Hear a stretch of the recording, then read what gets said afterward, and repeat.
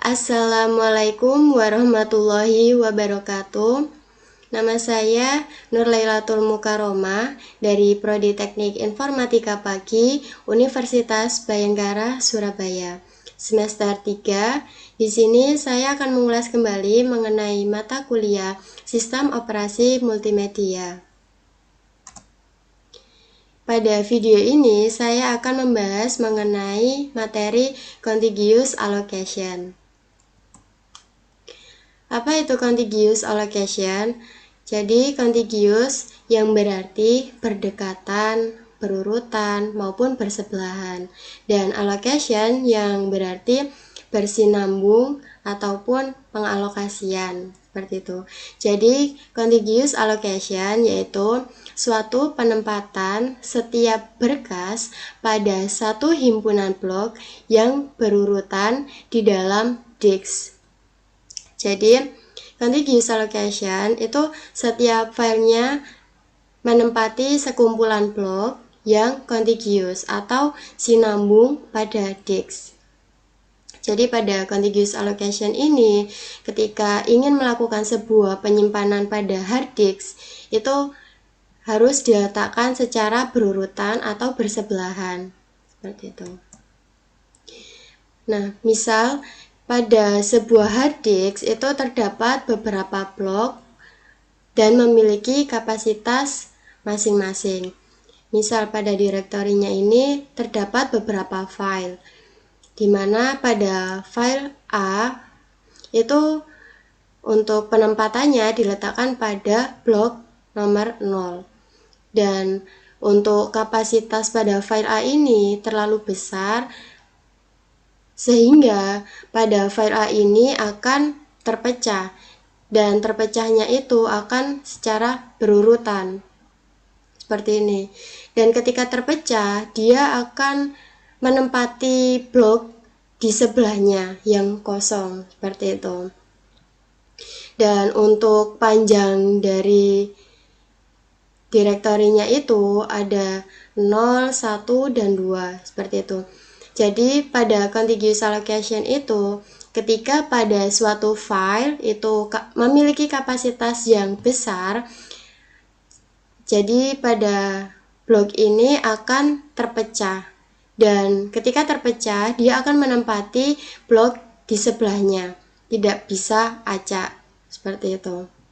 Pada file B itu diletakkan pada nomor 4, karena kapasitasnya yang besar maka dia terpecah menjadi 3, yaitu untuk panjangnya itu 4, 5, dan 6. Pada file C itu diletakkan pada nomor 7 dan kapasitasnya itu sangat besar sehingga terpecah menjadi 4 bagian seperti ini. Pada pecahan-pecahan file di contiguous allocation itu diletakkan secara berurutan atau bersebelahan, dan ketika di sebelahnya itu tidak ada ruang atau disk yang kosong, maka pecahan dari file itu tadi akan disimpan pada cache atau penyimpanan sementara.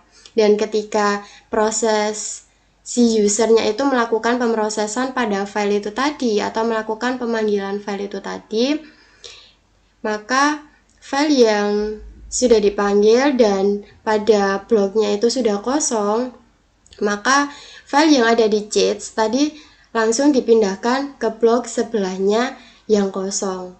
Seperti itu. Lalu ada dua tipe contiguous allocation. Yang pertama ada single partition atau partisi tunggal, di mana pada partisi tunggal ini, suatu sistem operasi ketika melakukan penyimpanan data file itu akan diletakkan pada memori awal atau memori rendah.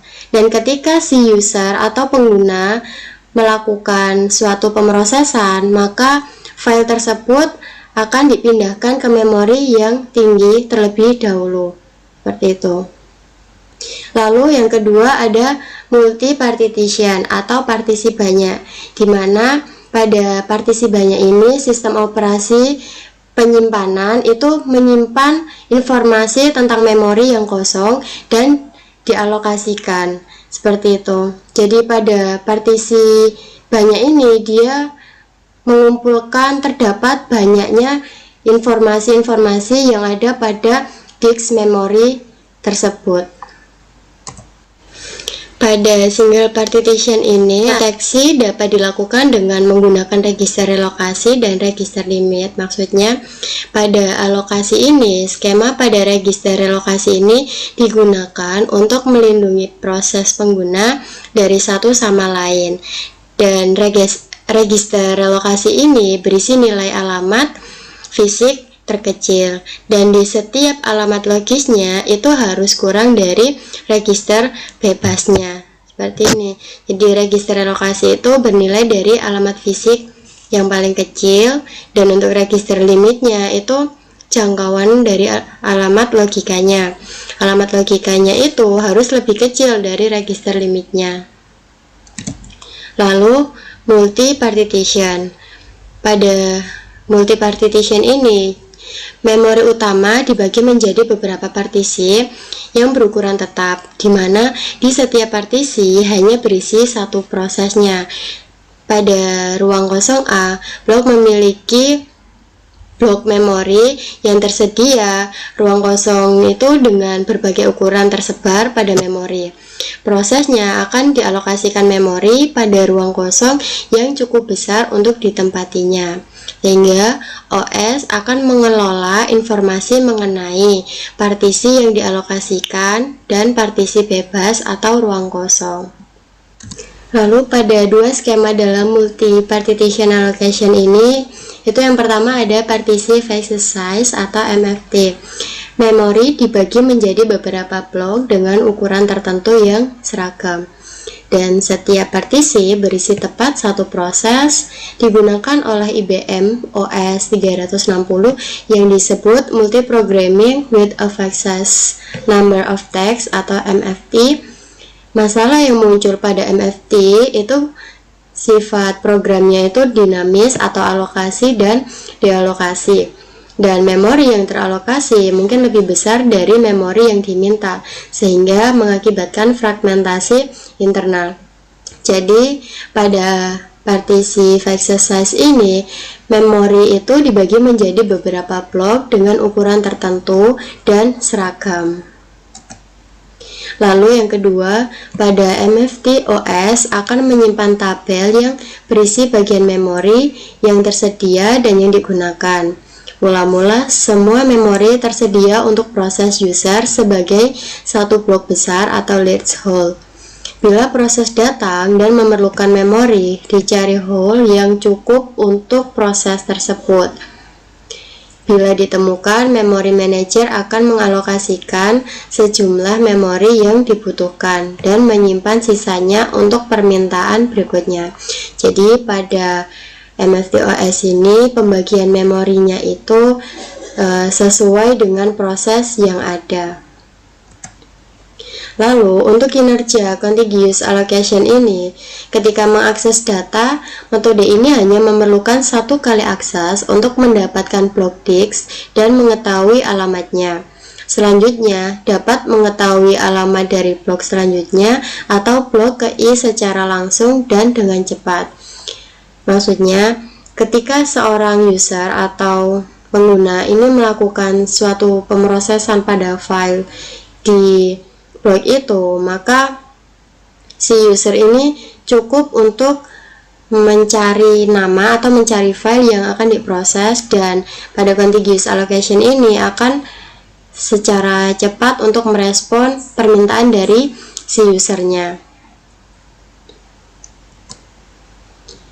Dan pada contiguous allocation ini memiliki keunggulan dan kelemahan.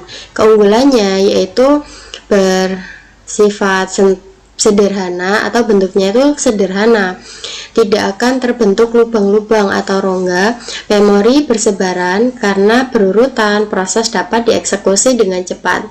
Jadi pada blok-blok tersebut tidak akan terjadinya seperti berlubang. Karena pada contiguous allocation ini, file yang diproses itu akan secara langsung itu berurutan atau bersebelahan. Dan karena berurutan, proses dapat dieksekusi dengan cepat. Seperti itu tadi, ketika si user ingin memproses suatu file, si user perlu untuk mencari atau mengeklik file yang akan diproses. Lalu si user akan secara cepat menemukan file tersebut. Dan untuk kelemahannya, itu dapat memboroskan memori, tidak dapat membuatkan proses bila tidak ada satu blok memori yang cukup. Disk akan menjadi terfragmentasi.